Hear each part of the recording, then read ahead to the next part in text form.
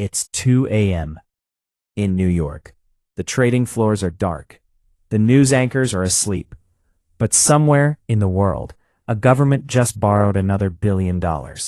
Not to build something new, not to fight a war, just to pay interest on money it already owes.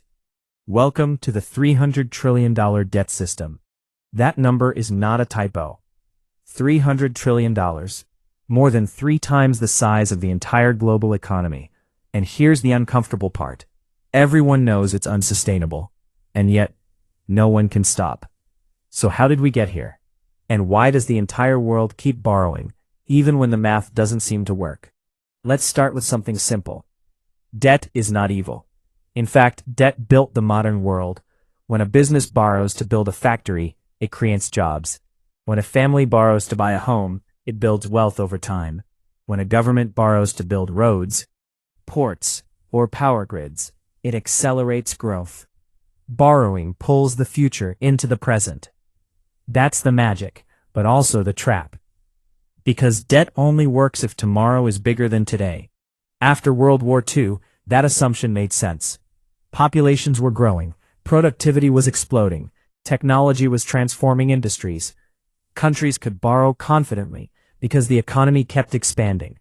Growth covered the interest. But something changed. By the 1980s, growth began to slow in many developed nations. Populations aged, productivity gains became harder to find, manufacturing moved, wages flattened, and yet borrowing didn't slow down, it accelerated. Why? Because debt had quietly transformed from a growth tool into a stability tool. When the economy slowed, central banks cut interest rates. Lower rates made borrowing cheaper, encouraged more spending. More spending temporarily boosted growth. Problem solved. Until the next slowdown.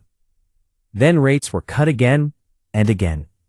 Each crisis was treated with more debt. The 2008 financial crisis, massive stimulus. The pandemic, trillions more. Corporate slowdowns, cheap refinancing, lower mortgage rates. Every shock was absorbed with credit. And over time, the system adapted. Companies stopped just borrowing to expand. They borrowed to buy back their own shares. Governments stopped borrowing only for infrastructure. They borrowed to fund ongoing spending. Households borrowed not just for homes, but for lifestyles. Debt stopped being temporary. It became structural. Now here's where the math gets uncomfortable. Imagine the world as one giant balance sheet. Governments owe money. Corporations owe money. Households owe money. Financial institutions owe money. Globally, that total sits around $300 trillion, but the world's annual economic output, all goods and services combined, is roughly $100 trillion. That means the global debt to GDP ratio is around 300%. In simple terms, the world owes 3 years of total production. And that debt carries interest. Even at modest interest rates, servicing $300 trillion requires trillions of dollars every year just to stand still. So what happens if borrowing slows? Growth slows. If growth slows, tax revenues fall. Corporate profits shrink. Unemployment rises, which makes existing debt harder to service. So governments borrow more to stabilize things. Do you see the loop? Debt supports growth. Growth supports debt. Break one side and the other collapses. Now add interest rates to the picture. For over a decade after 2008, interest rates hovered near zero in many advanced economies. Money was cheap. Risk felt distant. Refinancing old debt was easy. But when inflation surged in the early 2020s, central banks had to raise rates aggressively. Suddenly, the world discovered something awkward. Low rates had been hiding the true cost of the debt system. When rates rise, new borrowing becomes expensive. But more importantly, old debt must eventually be refinanced at higher rates. Imagine a government that borrowed billions at 1%. Now it must refinance at 4 or 5%. Interest payments explode. Not because the government borrowed more this year, but because yesterday's cheap money is gone. And this isn't just about governments. Corporations face the same issue. Many loaded up on cheap debt when money was nearly free. Now they're rolling that debt over at higher rates. Margins shrink. Layoffs increase. Investment slows. Households feel it too. Mortgage rates rise, credit card interest jumps, auto loans become heavier, the system tightens. But here's the irony. If central banks keep rates high to control inflation, debt stress builds. If they cut rates to relieve debt stress, inflation rises. Could return. Either path carries risk. And that's why the world can't simply stop borrowing. Because in a system this leveraged, stopping borrowing doesn't mean stability. It means contraction. Imagine governments suddenly balancing budgets aggressively. Spending cuts ripple through the economy. Public sector jobs shrink. Infrastructure projects halt. GDP falls. And when GDP falls, the debt to GDP ratio actually gets worse, even if debt doesn't rise. The denominator shrinks. It's like trying to diet by cutting oxygen.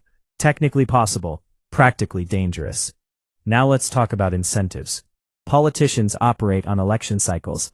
Voters demand stability, jobs, benefits, and growth. Markets react violently to austerity or uncertainty. Borrowing smooths pain today. The cost is pushed into the future. Future politicians. Taxpayers. Future voters. There is no immediate reward for restraint. There is immediate backlash for cuts. Corporations operate similarly. Quarterly earnings matter more than decade-long balance sheet discipline. Cheap debt boosts returns on equity. Share buybacks lift stock prices. Executives are rewarded. The bill comes later.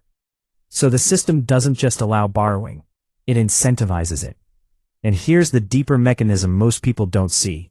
Modern money itself is largely created through lending. When banks issue loans, they effectively create new money. Credit expansion increases the money supply. Money growth fuels spending. If lending contracts sharply, money supply can shrink. And shrinking money supply in a heavily indebted economy can trigger deflation. Deflation sounds harmless. Lower prices, right? But if prices fall, while debts remain fixed, real burden of debt increases. That dynamic helped deepen the Great Depression. So central banks are deeply allergic to deflation, which means they are structurally biased toward policies that support credit expansion. Not because they love debt, but because the alternative can be worse. Now contrast this with public perception. Headlines scream about irresponsible spending. Commentators argue about deficits. Social media debates who is to blame. But beneath the noise, the global economy runs on a simple reality. Debt is not a side effect. It is the fuel. Remove it too quickly, and the engine stalls. Keep adding it, and the engine overheats. There is no painless setting. Long term, this raises uncomfortable possibilities. A slow grind of higher taxes and lower growth. Financial repression, where interest rates are kept below inflation to quietly erode debt. Inflation bursts that reduce real debt burdens. Or in extreme cases, restructurings and defaults. History shows all of these have happened before. Empires borrowed heavily. Currencies were debased. Debts were inflated away. What's different today is scale. Never before has the entire global system been this interconnected and this leveraged at the same time. Governments owe banks. Banks hold government bonds. Pension funds hold corporate debt. Corporations depend on consumer credit. It's a web. Pull one thread too hard and something unexpected snaps. So when you hear that global debt just hit another record high, it's tempting to treat it as abstract. Another big number, another chart. But that number represents a promise on future income, future taxes, future wages, future growth. The world is quite literally borrowing from tomorrow to stabilize today. And maybe that's rational. Maybe technological breakthroughs, productivity gains, or demographic shifts will expand the pie fast enough to manage the burden.